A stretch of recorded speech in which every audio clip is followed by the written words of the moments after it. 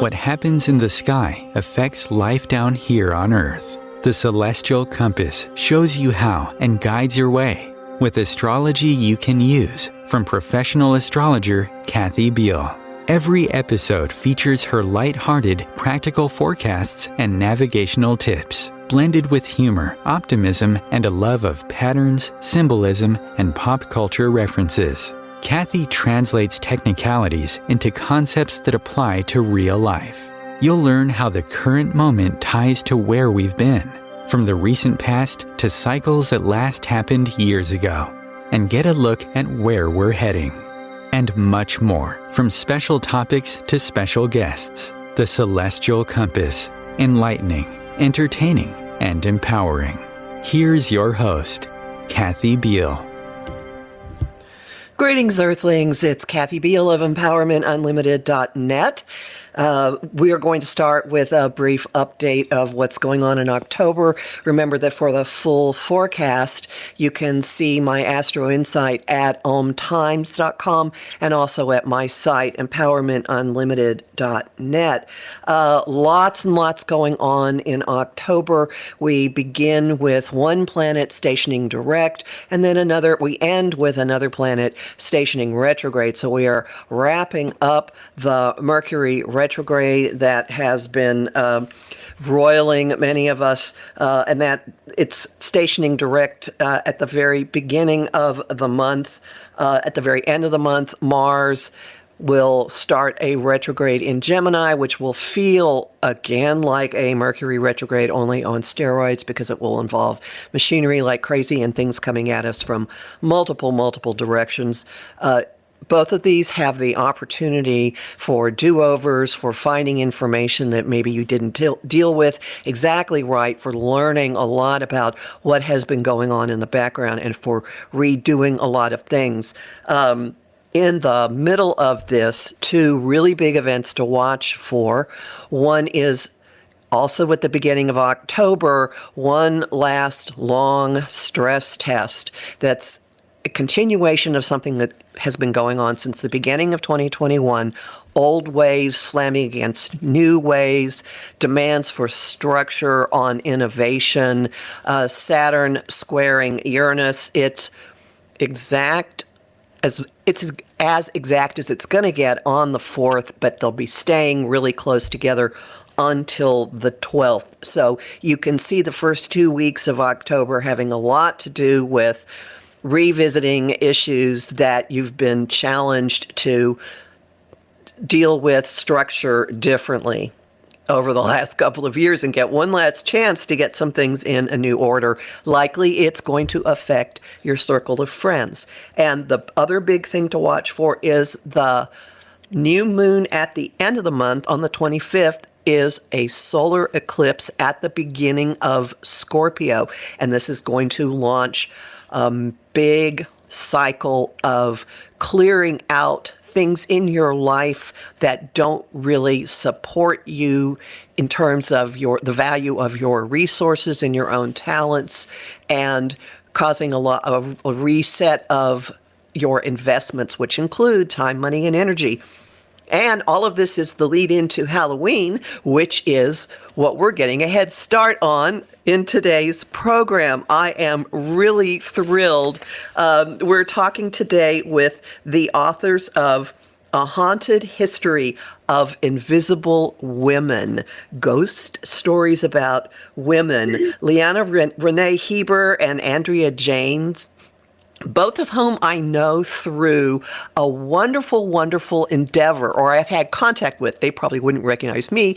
Andrea founded a marvelous walking tour company in New York City called Burrows of the Dead, which have a kind of macabre feel and just an otherworldly feel to the historical walking tours that they lead. And Leanna is a tour guide, and that's how I found out about this book. I was on one of her tours through Central Park about the mysticism inherent in it and learned. And so they have written this fantastic, fascinating collection of stories that explore the history behind America's female ghosts, the stereotypes, myths, and paranormal tales that swirl around them, and what their stories reveal about us and why they haunt us. Welcome, Leanna and Andrea. Hi, Thank you you. for having us. I'm really, really thrilled about this. Could you start with what the appeal is of ghost stories? It's funny because I'm literally right now looking at an article that's an excerpt of one of our book chapters called The Unstoppable, Fearsome, Delicious Allure of the Witch. I was thinking about the allure of the witch, and I like, tell me about the allure of the ghost. And by the way, I think I would recognize you, Kathy. I think you were on my spiritualist tour of Greenwood Cemetery too, but anyway, whatever. The endless allure of the ghost. Oh, Leanna, where do we even start with this? Well, I always talk about how ghosts, in some ways, of any paranormal entity, ghosts are frankly the most intimate because we could become them. They are of us. They are often of our loved ones. They're very relatable. And they also speak to the yearning to know what lies beyond, the confirmation of some kind of life after death, which it really is. They're part of the big existential question of life. And I find that that goes through every single tour that we lead. We end up dealing with lots of existential questions.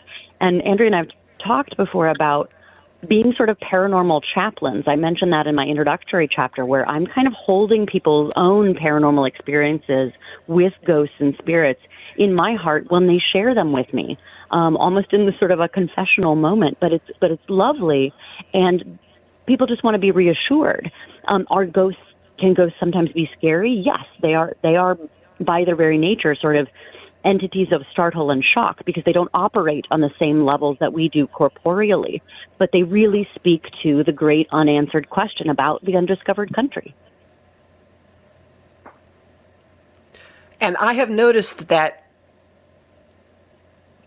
there's something about the way you present this in person, or maybe it's just the nature of the stories, but I suspect that you're a part of this too, that inspires people to pull you aside afterwards and tell you their stories.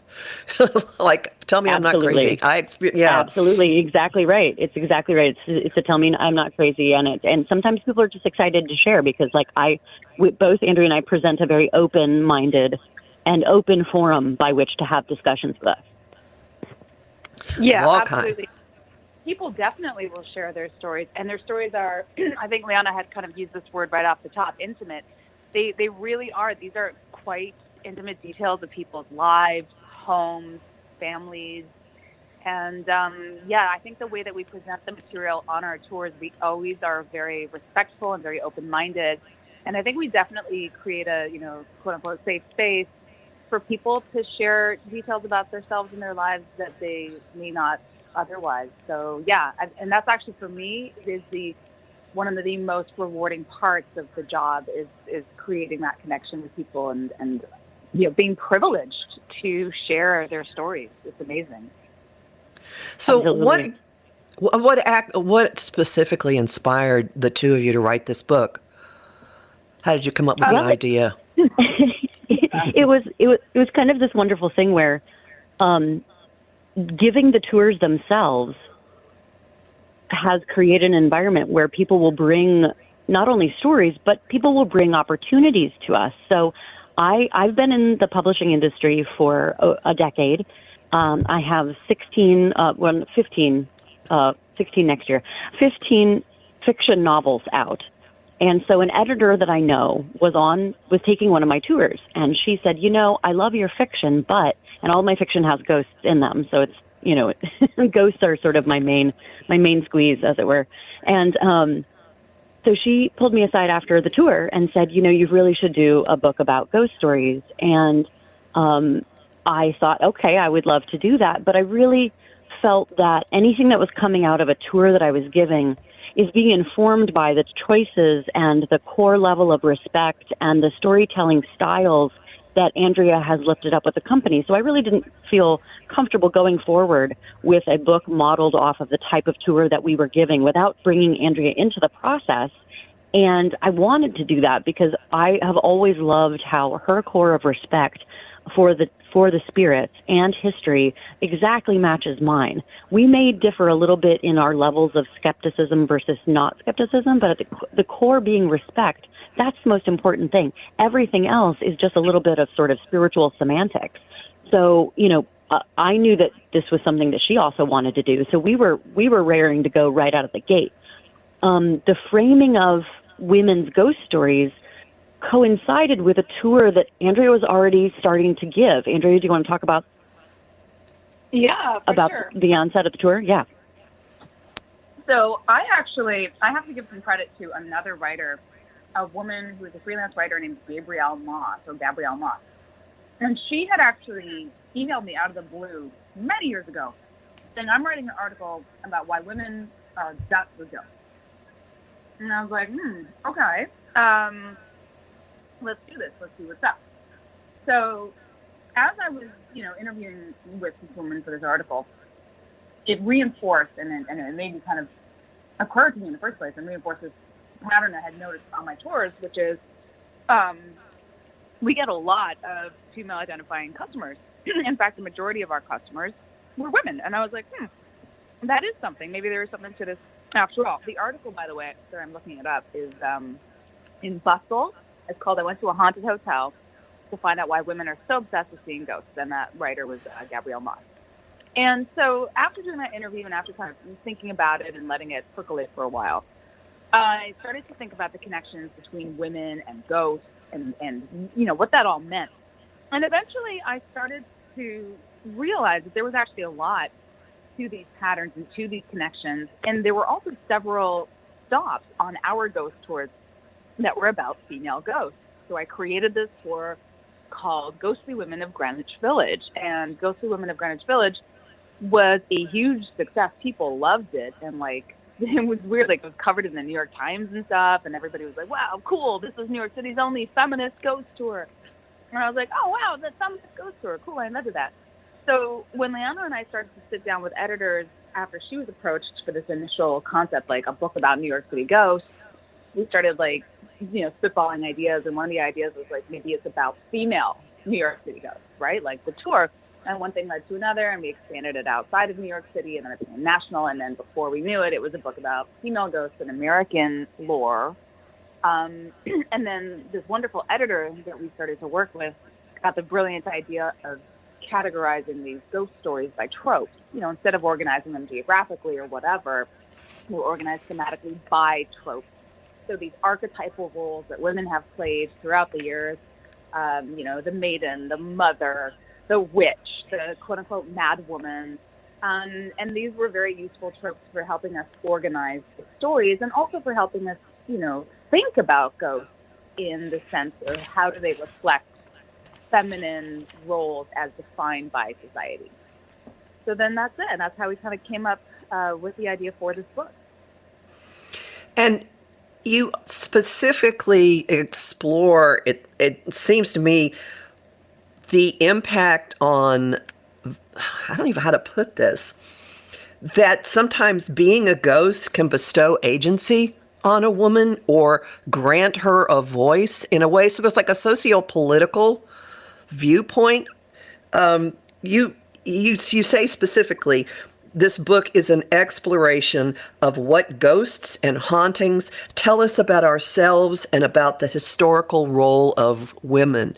And it seems to me you make a point of showing how in life some women were not able to do what their ghosts have pulled off. Is that an overstatement?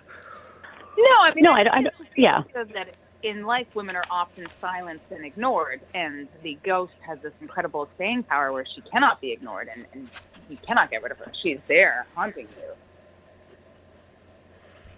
Absolutely, and the presence of the ghost very often will allow a historical museum or visitors to explore more about her life.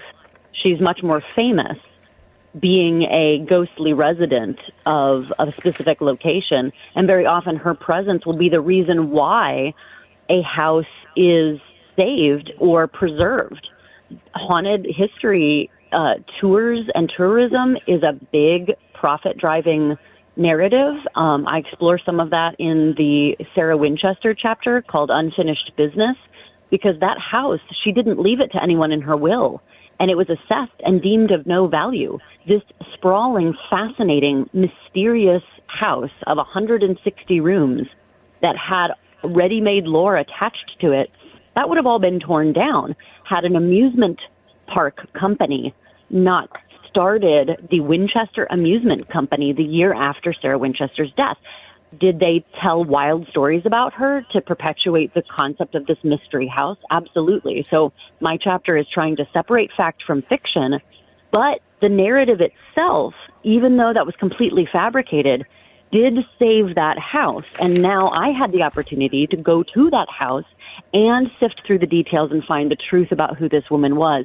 And thanks to a brilliant biography by Mary Jo Ignafa called Captive of the Labyrinth, she did a lot of that work of unpacking these tales, because she was also really curious about this lady and is any of this true, that she built this house because the spirits told her to? No, not remotely. But is it haunted? Absolutely. It absolutely is. Haunted by the spirits of those who worked there and loved her and loved that house.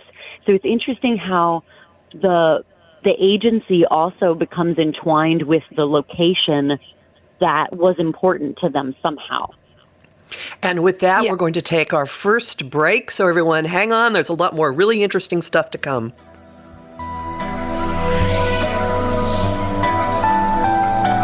The cutting edge of conscious radio. OMTimes Radio. IOM FM.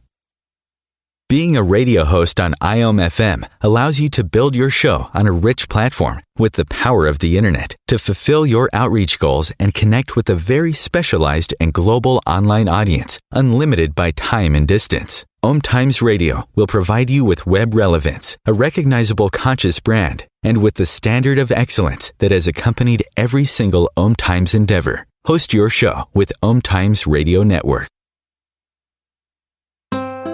Grab a cup of tea or a glass of wine and tune in for Inspired Conversations with publisher Linda Joy on Tuesdays at 2 p.m. Eastern. Linda creates sacred space for leading female luminaries, empowering authors, heart-centered female entrepreneurs, coaches, and healers. A soulful venue where guests openly share the fears and obstacles they've overcome, wisdom and lessons learned, and the personal journey that led them to the transformational work they do in the world. Inspired Conversations to empower you on your path to authentic, soulful living.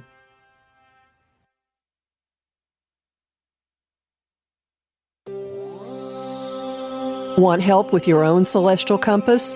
Visit my site, empowermentunlimited.net, for Astro Insight forecasts for each week, month, and new and full moon. Want to explore the personal impact? Make a decision? Understand another person? It is possible. Click the Services tab to book a personal session with me. That address again? empowermentunlimited.net. You came across someone struggling with hunger. How would you recognize them? Would you notice an 8-year-old girl who's not excited for summer break because she may not be having lunch again until September? Or a war veteran who's having a hard time landing a job and getting back on his feet? I am the 1 in 8 Americans who struggle with hunger. I am hunger in America. Hunger can be hard to recognize. Learn why at IamHungerInAmerica.org. Brought to you by Feeding America and the Ad Council. Welcome back to Celestial Compass. We're talking today with Leanna Renee Hieber and Andrea James, authors of A Haunted History of Invisible Women. And just before the break, we were talking about the Winchester house, Sarah Winchester, as an example of so many different facets of history and people being caught up in an actual location. So you were saying the hauntings aren't really that spirits told her what to do. The legend is that the ghosts of people that the Winchester rifles killed caused her to build this insane house.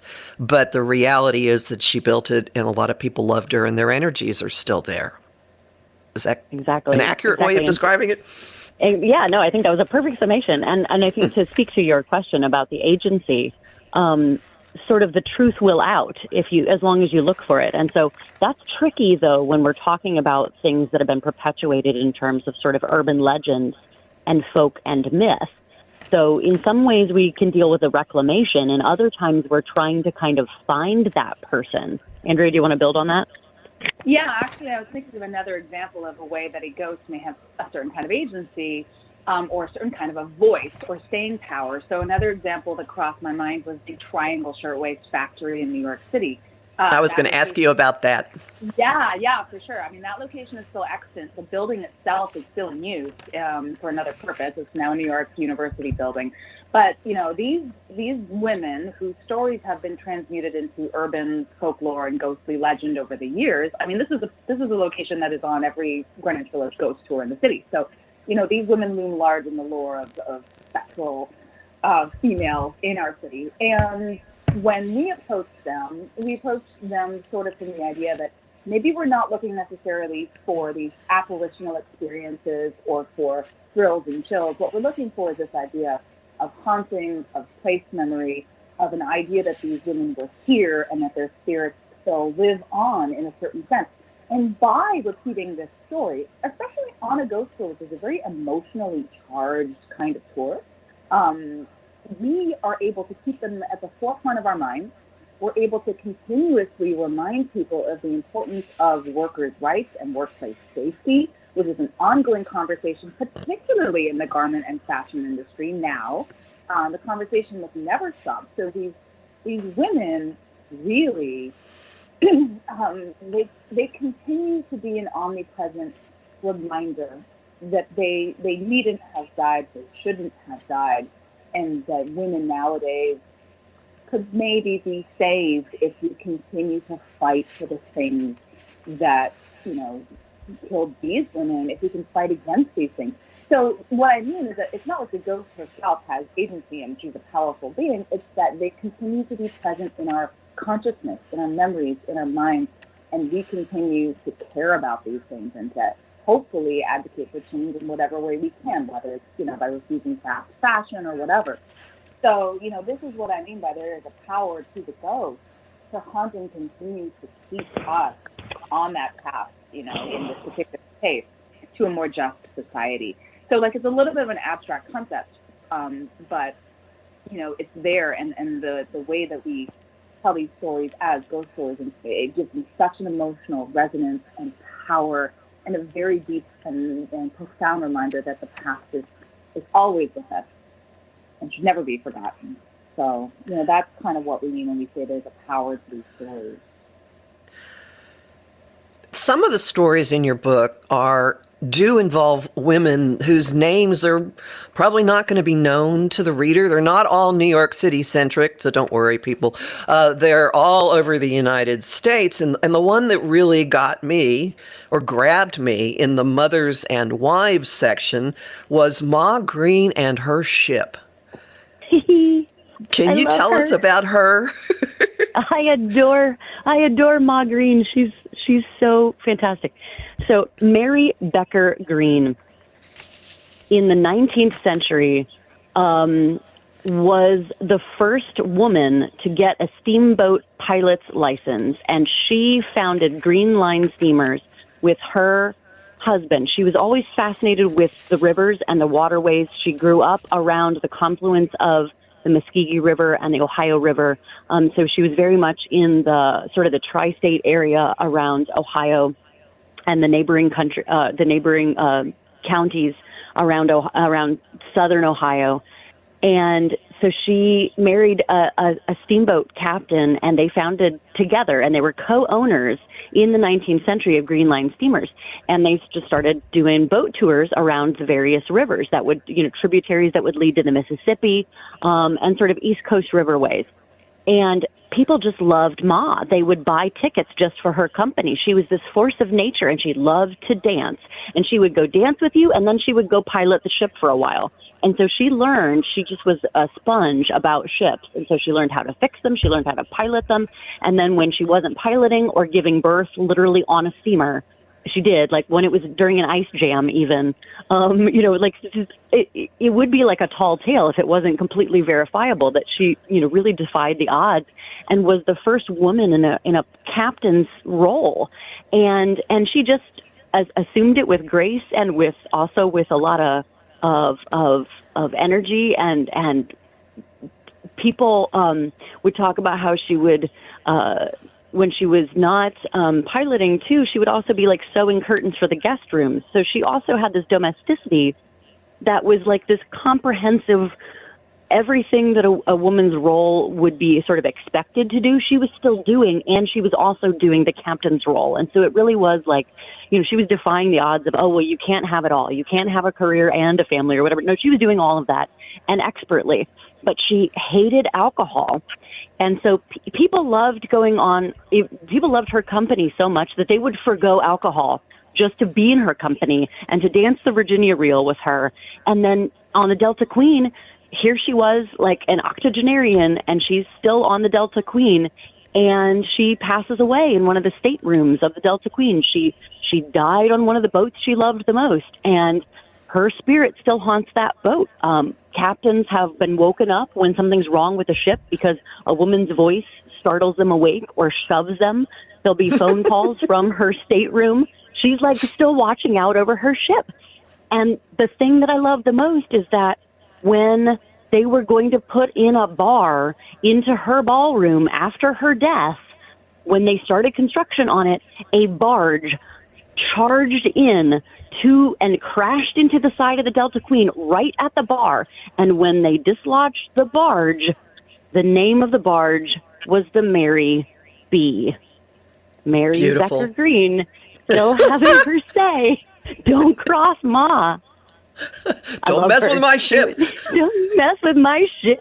It was just, so these are Cincinnati-based ghost stories, and I'm from Cincinnati. And so with all of these stories about women who have been in really difficult circumstances, it was really fun to find this firebrand of a lady who was just doing her own thing.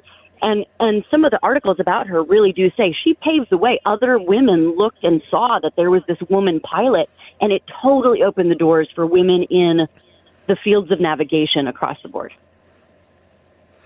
She was a trailblazer. Wow. Yep.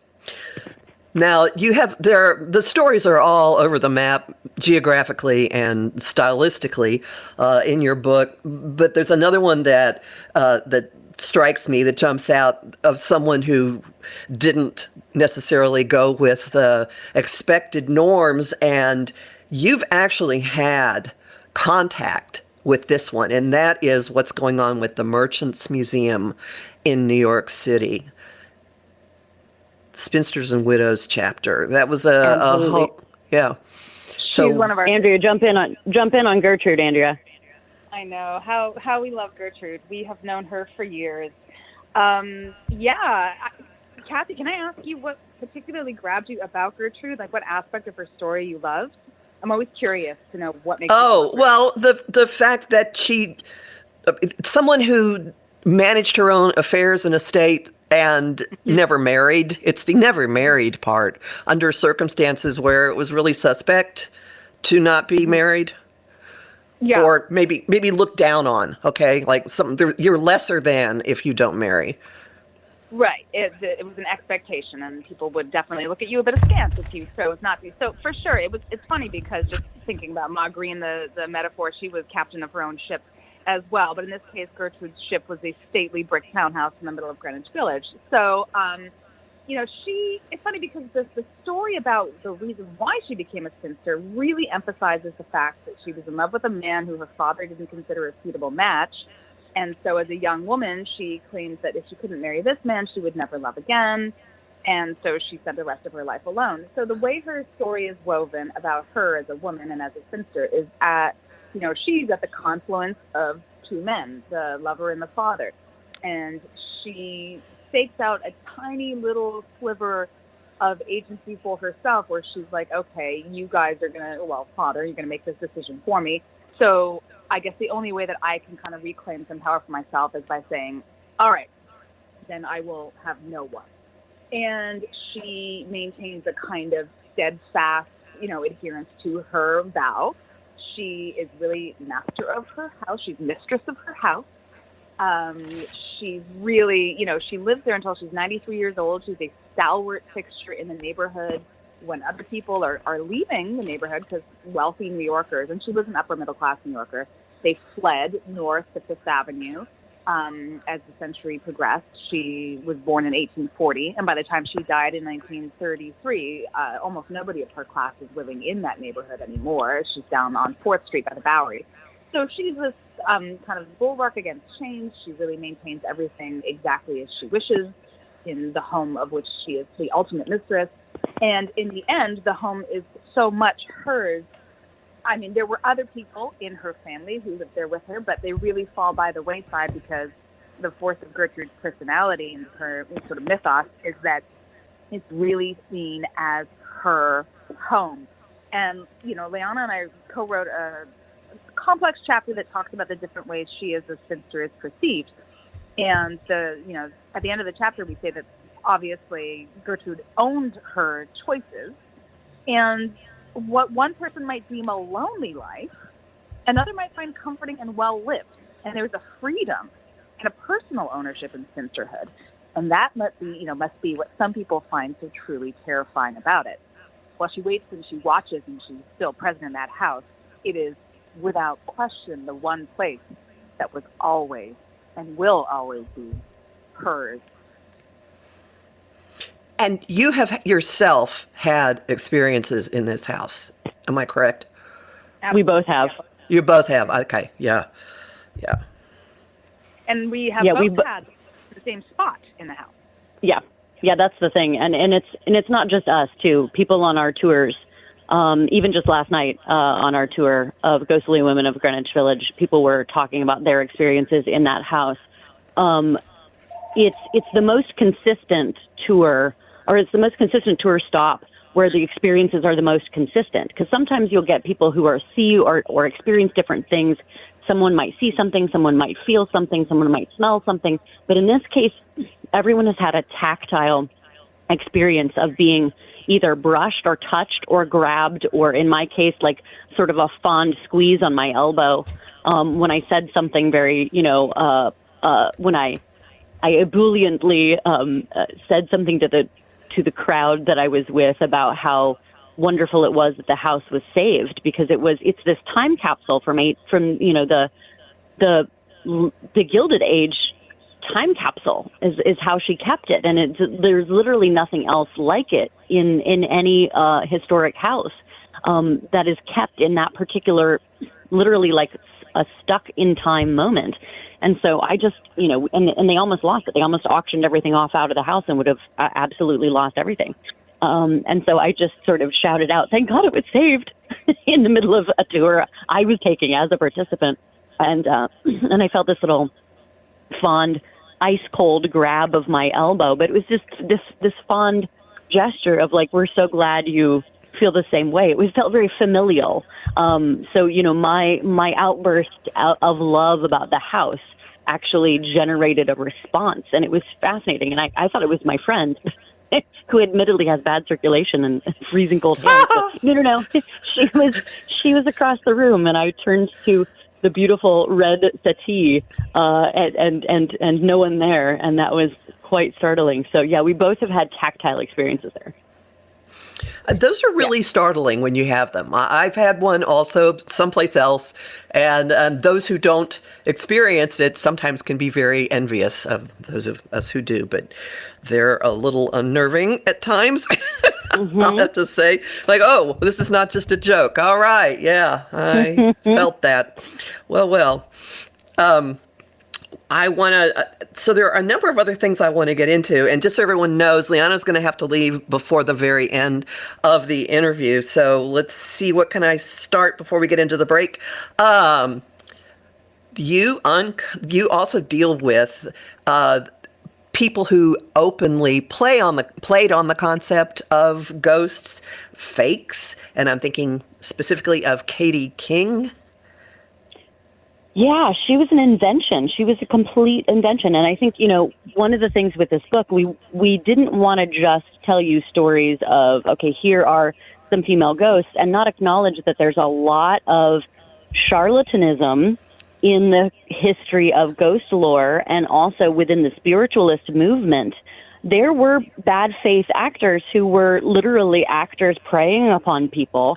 And, I have met legitimate psychics. A lot of the ones in the 19th century who were putting on big marquee theatrical shows, they were just elaborate stage magicians. And those were the types of people that Harry Houdini debunked through his career because he thought that they were giving, magic a bad name and defrauding people. And they very much were. He wouldn't have exposed their acts had they just called themselves magicians.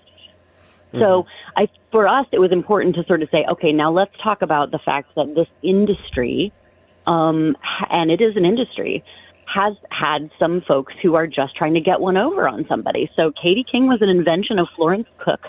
So at this point, time period wise, we're in the middle of the 19th century. So we're talking like 1860s, 1870s here. And I'm going to interrupt you right here for our. Yes. So hang on, people. Here's our next break, and then you'll hear the rest of what was up with Katie King. OMTimes Radio. IOM FM. OMTimes Magazine is one of the leading online content providers of positivity, wellness, and personal empowerment. A philanthropic organization, their net proceeds are funneled to support worldwide charity initiatives via Humanity Healing International. Through their commitment to creating community and providing conscious content, they aspire to uplift humanity on a global scale. OMTimes, co-creating a more conscious lifestyle. How would you like navigational tools you can use on your own? Visit my site, empowermentunlimited.net, and click the Shop tab. There you'll find lots of talks and guides explaining the big influences at work now, like Saturn in Aquarius and Uranus in Taurus. You'll also find a variety of guided visualizations for relaxing, clearing your energy, or getting to know planetary archetypes. That address again, empowermentunlimited.net.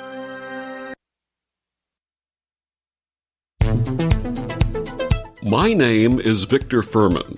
Some call me The Voice. I've always been fascinated with human nature, spirituality, science, and the crossroads at which they meet. Join me Wednesdays at 8 p.m. Eastern on OMTimes Radio, and we'll explore these topics and so much more on Destination Unlimited. If I could be you, and you could be me for just 1 hour. If you could find a way to get inside each other's mind. Walk a mile in my shoes. Walk a mile in my shoes. Walk a mile in my shoes. We've all felt left out. And for some, that feeling lasts more than a moment. We can change that. Learn how at belongingbeginswithus.org. Brought to you by the Ad Council. Walk a mile in my shoes.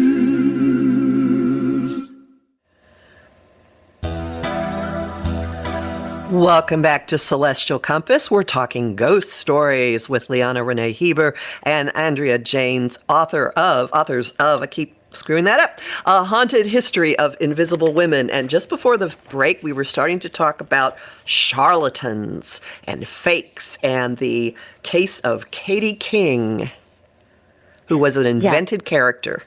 She was an invented character, and thank you. Yeah, I get so caught up in these things. I'm sorry to run right into your break there, but no.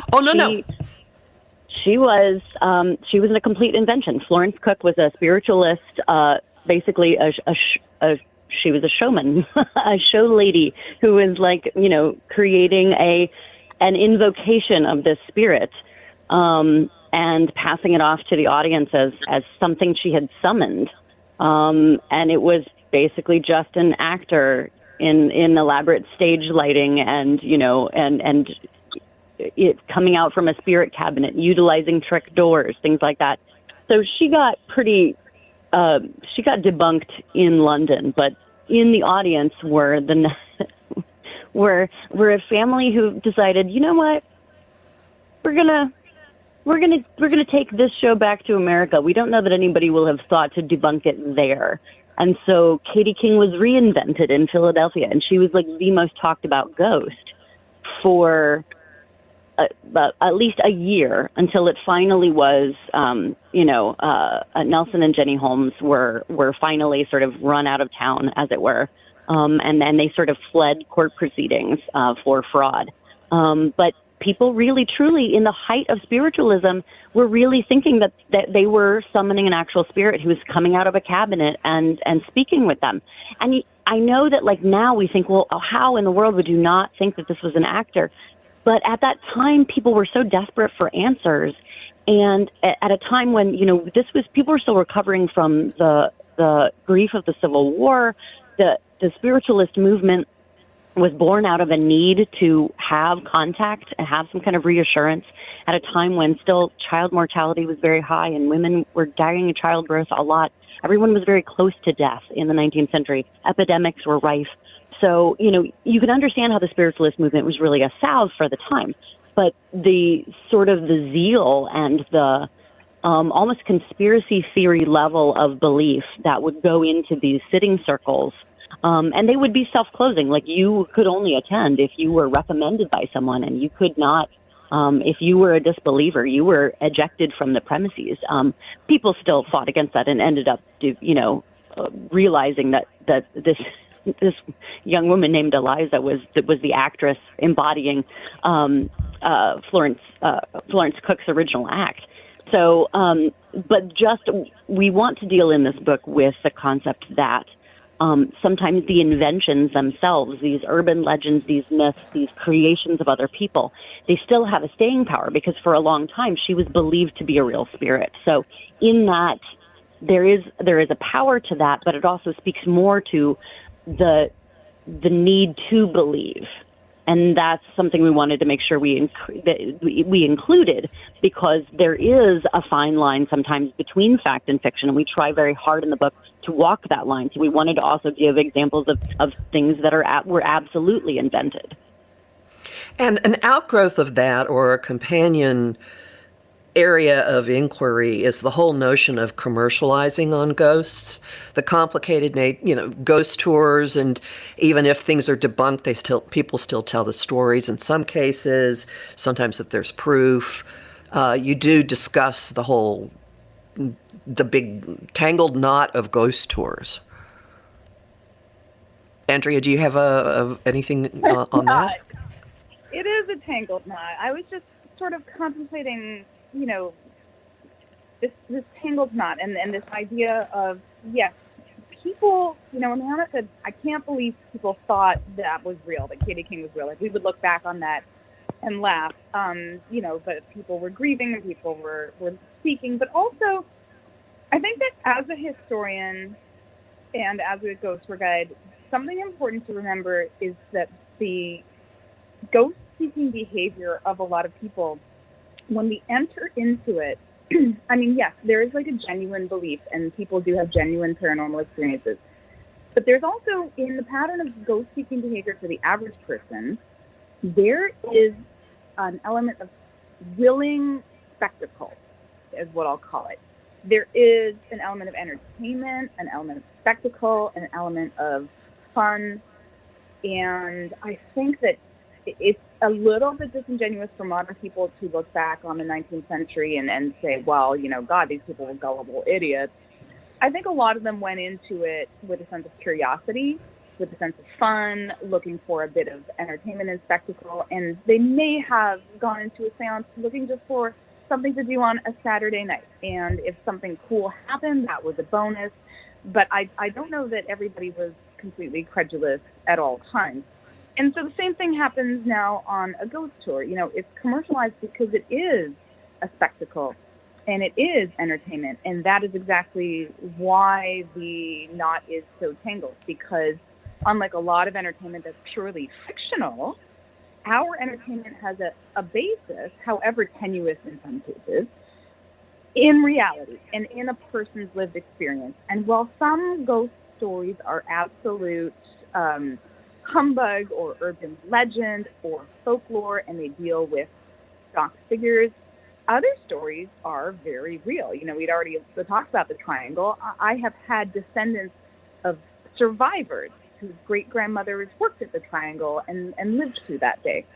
I've had those people on my tours, and we've talked about those stories. So these are very real to a lot of people. And in terms of commercializing and profiting off of that experience, of somebody's very often traumatic experience, it's really a difficult knot to untangle. I think the best way to approach it now is, with a sense that the purveyor of this tour matters, the way they present the information matters, and you as a consumer, if you care, you can seek out people who are like-minded. You can look for Black-owned businesses, women-owned businesses, Native-owned businesses, queer-owned businesses, people whose marginalized voices are finally coming back to the forefront. People who are actually affected by the social structures that make a lot of these tragedies happen are finally kind of starting to retell those stories. And when you support them financially by buying a ticket to a tour or buying their book, you're not necessarily like a capitalist monster. You're paying someone a fair wage for a service they're performing, which is telling you a story or giving you historical insights. So I don't think ghost tourism is inherently evil. I do think that it's complex and that it's a partnership between the person giving the tour and the person taking the tour. The more respectful you can be, the better. And it's really like, as a consumer, there's certain things that you can look for and that you can, little signals that will tell you how somebody is approaching the world of the paranormal and the kind of circumstances under which these ghost stories came to be. How respectful are they of those particular narratives and of the people involved in them? So you can figure that out as a consumer. And I don't think anyone should feel guilty about taking a ghost tour. I don't think you should feel bad about it. We're not steering the industry. We're participants in the industry.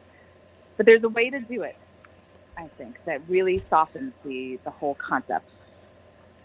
This leads to the big, complicated issue of Salem. But before we launch into this, because I know it's gonna be a discussion, I just want everyone to know that Leanna is going to have to leave, and she may suddenly disappear or say goodbye very quickly. So I just want to alert you to this is coming. But Salem is a very complicated situation for so many reasons, and it has become a mecca for a lot of people, especially at this time of year. I know people who have booked their lodging a year in advance. Mm-hmm. And you've both been there. What is your experience of what this all entails? Yeah, I have family there, and it's so I wrote the Bridget Bishop chapter. She was the first woman executed for witchcraft in the Salem witch trials. And I also wrote a chapter about Dorothy Good, who was a child. She was 4 years old when she was imprisoned for witchcraft in the 17th century. And it's a harrowing concept that is still relevant to this day. And I think that Salem has a complicated relationship because for a long time they tried to deny the witch trials, and then eventually they were known as Witch City, and they eventually just embraced it to the point where the police cars have witches on them, and there's witch statues everywhere, and there are witch shops everywhere, and they're actually practicing witches in Salem. That was not the case during the witch trials. None of the women and men who were executed were actual witches. They just ran afoul of the people in control. It was all a charade of control. So that factoring into our modern era, it's just a completely complex topic that is born out of people's suffering and an absolutely insane conspiracy against these people, that people were wrapped up in such a fervor that, it's the damage that was done is so radically different than people getting caught up in believing that a spirit played by an actor was a real spirit. Like, that's harmless fun and entertainment. This led to the concept that witchcraft was all around the Puritans, led to mass death in the 1600s. So it's terribly complicated, and I don't have the answer for it. All I can do is talk to you about Bridget Bishop, talk to you about Dorothy Good from what we know from historic text about who these people were, and continuing to lift up their humanity is a way we can fight against that getting lost in the complication of Salem being a tourism hotspot. So, but with all of that, I want to thank you all for your time and this wonderful conversation, and I hope that you will all check out A Haunted History of Invisible Women. We look forward to your ongoing part of the conversation. Thank you so much, Kathy. Thanks for being with us, Leanna. Andrea, you have more to add about Salem? Yeah, I mean, there's certainly positive aspects to it. I love the way people are reclaiming the symbol of the witch, taking this very disenfranchised, disempowered person and making her a figure of power and of wonder and beauty. And so I'm all for it. And I don't even, as you know, I don't even mind supernatural tourism. I think it's a madhouse in October. October's not my favorite time to visit Salem, but I also understand people need to make a living. And, it's fine. It is complicated. It can be, because it can be so kitschy, it can be borderline disrespectful to the actual lives of these women. But I think there's certain places you can seek out in Salem. There are the graves that you can go to. The memorial is very somber. There's a wonderful company doing walking tours called Now Age in Salem. Instead of New Age, it's Now Age. And they have these very thoughtfully considered small group tours where they think about witchcraft and the symbol of the witch in this really wonderful way. So there are, again, it's like you are a participant in the system. So the way you choose to approach it makes a difference, and that's the choice that you'll make. I'm not against anything. It's actually kind of celebratory in my mind, or celebratory in my mind, this wonderful reclaiming of this beautiful, powerful, marvelous witch. So, I kind of love it. And it's another example of the power of the story after the person's death. It's just that these deaths were not voluntary, and they were pretty gruesome and politically motivated, most likely. Yeah. But again, the staying power, and the effect it can have on people. So it's turned into a symbol of woman power, actually, I think. Right. I mean, our country's motto is honestly print the legend, right? I mean, we love the story, we love the legend so much more than we love facts.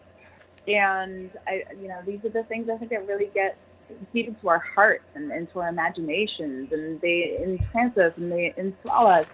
And I mean, a lot of the stuff that we don't consider about Salem, I think, because this is, in my mind, and maybe I'm wrong, I've only found these kind of references in like very academic texts and not in a lot of popular stuff. But, this whole idea that the Puritans were so terrified of the Native American population, and that a lot of their deep-seated fear of witches was actually, part and parcel of their genuine terror of the forests and of the people who lived in this land that they were coming to, and they were really scared. And so it's interesting to me, there's a company up in Bar Harbor, Maine, Bar Harbor Ghost Tours, it's run by a Native American woman, and it brings a Native American perspective to the conversation.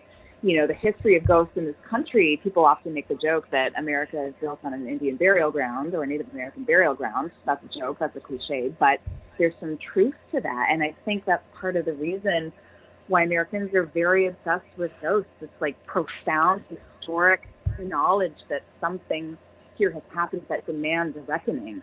So when I talk about being a responsible consumer, you can also seek out a native-owned business, for example, and get that perspective and think about it in these terms as well. So. Thank you so much, Andrea James, Leanna Renee Hieber, authors of A Haunted History of Invisible Women, True Stories of America's Ghosts by Citadel Press, the Kensington Publishing Corporation, and it's published. You can now get this for yourselves. Thanks, everybody. Talk to you again soon. Thank you so much, Kat. Thank you.